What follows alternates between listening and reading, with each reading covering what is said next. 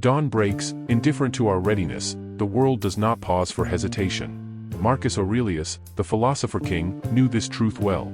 He wrote in his private meditations that the first rule of self-discipline is to rise above the tyranny of moods. You do not wait for motivation, you act because it is right. The Stoic does not ask, "Do I feel like doing this?" but rather, "What does reason demand?" Every moment is a test. Will you obey your principles or surrender to weakness? Discipline is not about rigid self-denial but about aligning your actions with what truly matters. The Stoics taught that true freedom comes from self-mastery, not from doing whatever you want, but from wanting only what is virtuous. Imagine a ship without a captain, tossed by every wave. That is the mind without discipline. But when you take command of your thoughts, no storm can throw you off course.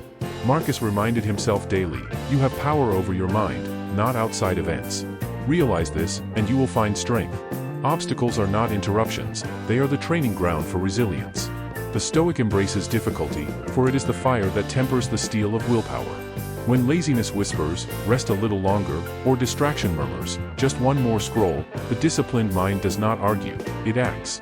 The difference between mediocrity and greatness is not talent but consistency. A single disciplined day means nothing.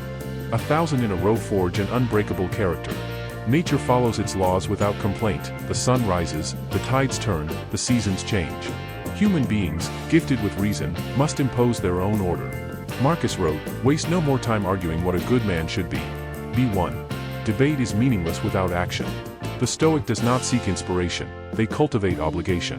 Duty, not desire, dictates their steps. You will not always want to train, to work, to resist temptation, but you must. The world will not bend to your will. People will betray you, plans will fail, and fatigue will weigh on you like stone.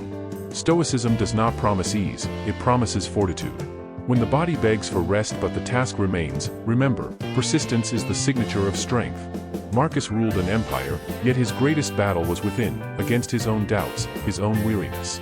If a man who carried the weight of Rome could discipline his mind, what excuse do we have? Distraction is the enemy of depth.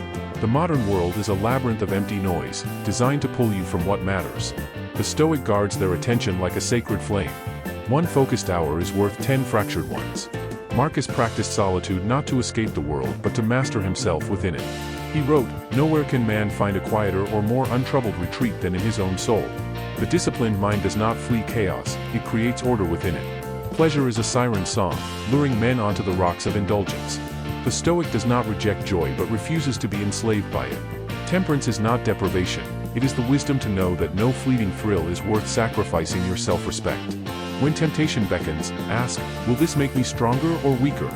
The answer is your compass. Failure is not defeat, it is feedback. The disciplined mind does not wallow in regret but learns and adjusts. Marcus wrote, "The obstacle becomes the way." Every setback is a lesson, every mistake, a refinement.